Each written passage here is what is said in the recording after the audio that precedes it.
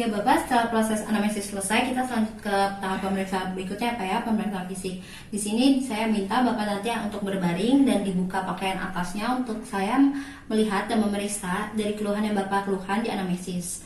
Bapak nggak perlu khawatir, nanti hasil yang didapat dari pemeriksaan ini akan saya jaga kerahasiaannya sesuai kode etik kedokteran. Dan saya meminta persetujuan Bapak agar proses ini berjalan dengan lancar. Apakah Bapak bersedia? Bersedia. Baik. Setelah Bapak bersedia, Bapak diminta lepaskan baju bagian atas, berbaring, dan saya cuci tangan terlebih dahulu. Silakan Pak. Jangan.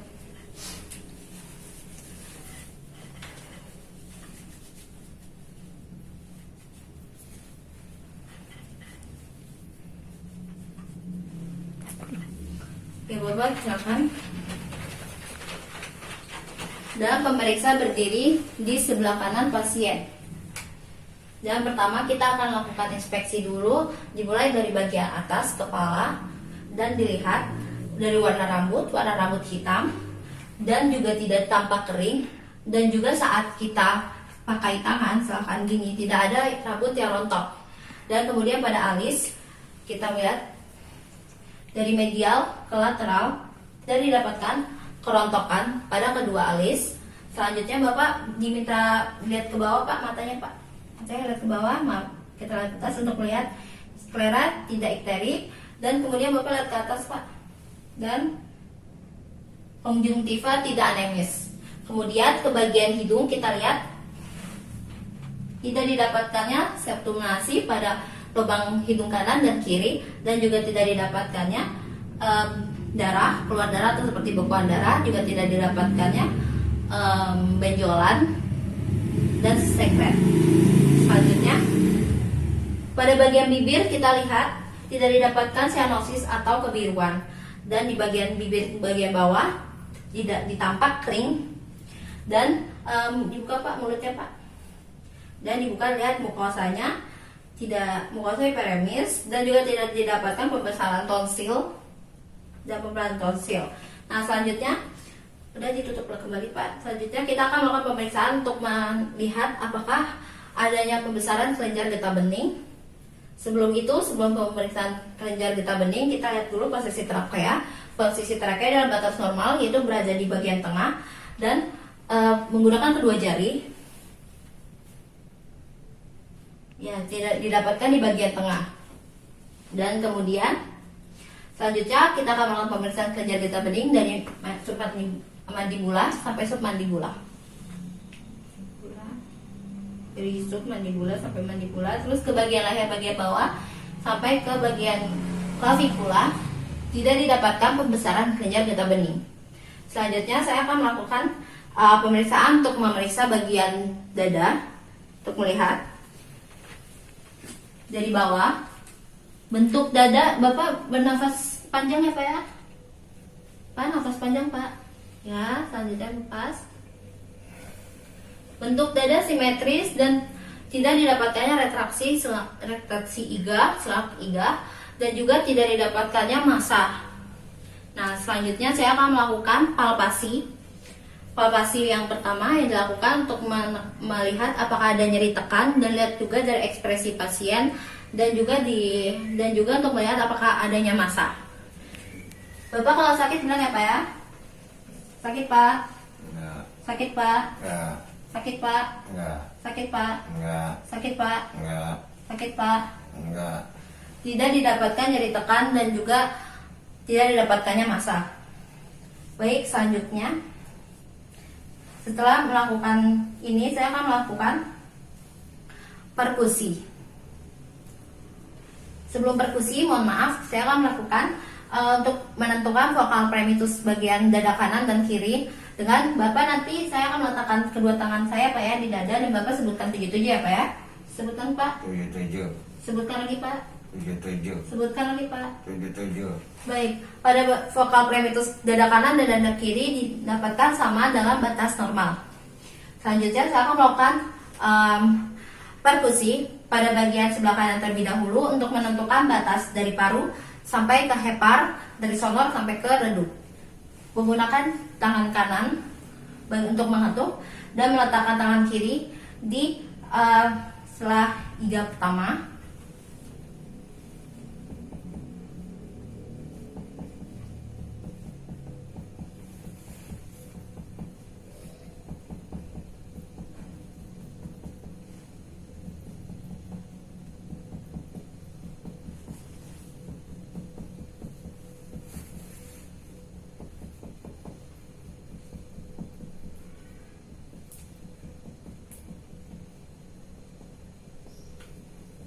Dan didapatkan batas paru dan hepar, yaitu berada di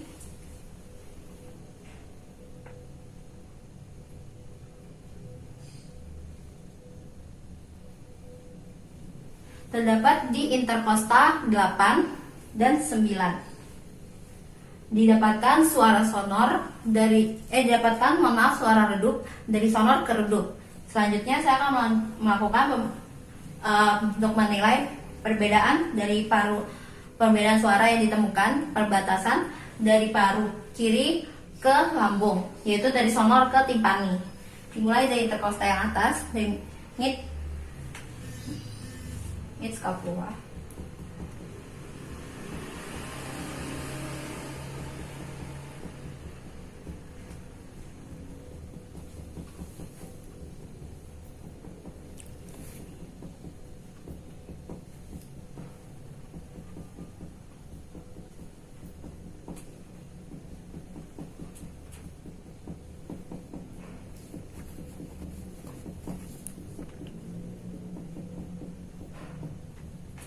Dan didapatkan perbedaan suara timpani di sela iga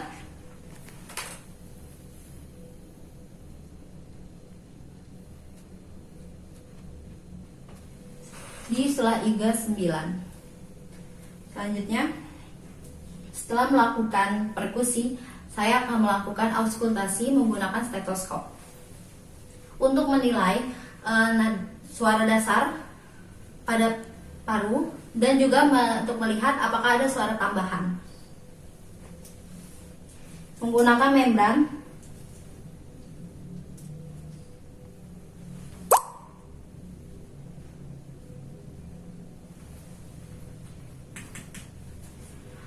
Bapak nafas seperti biasa ya Pak.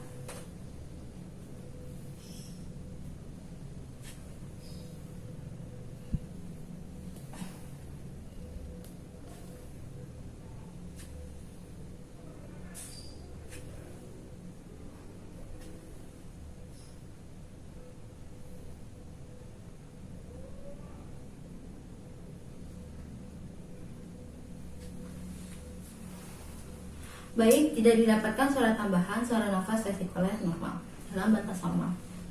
Selanjutnya, sesudah melakukan auskultasi, kita akan melakukan pemeriksaan pada bagian belakang pasien, posterior. Pada bagian posterior dimulai dari inspeksi, palpasi, dan perkusi. Ya, Bapak diminta posisi untuk duduk.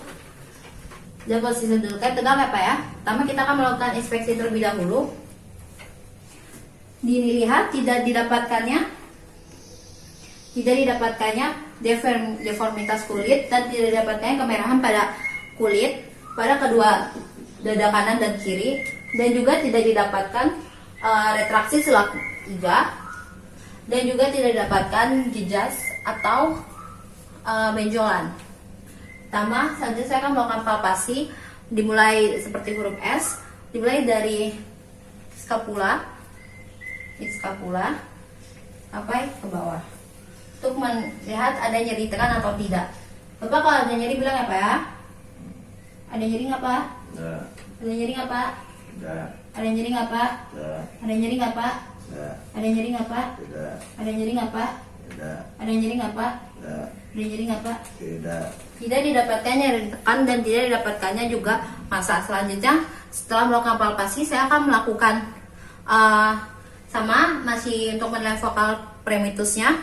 Bapak diminta untuk menyebutkan 77 apa, saya akan meletakkan di tangan Bapak. Sebutkan Pak. 77. 77. 77. Nah, tidak didapatkan perbedaan vokal primitus pada dada kiri dan dada kanan dalam batas normal, sama suaranya. Selanjutnya saya akan melakukan perkusi kembali di bagian kiri, dimulai dari scapula, mid scapula, sampai ditemukannya batas suara dari sonor ke suara redup.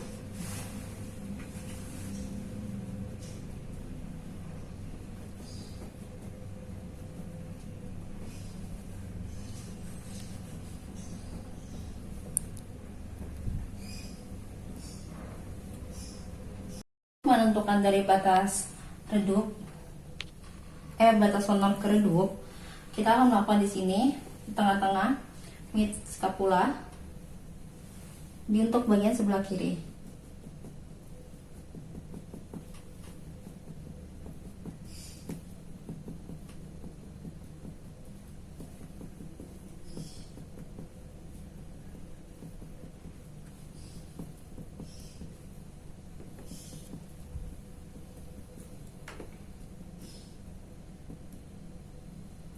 Dan didapatkan suara redup di interkosta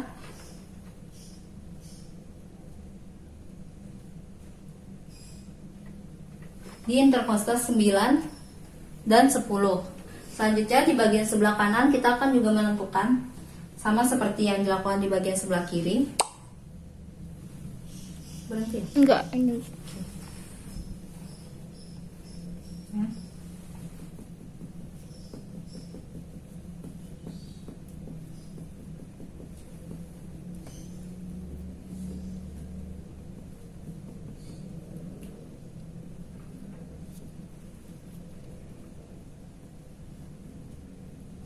Dan didapatkan suara redup di interkosta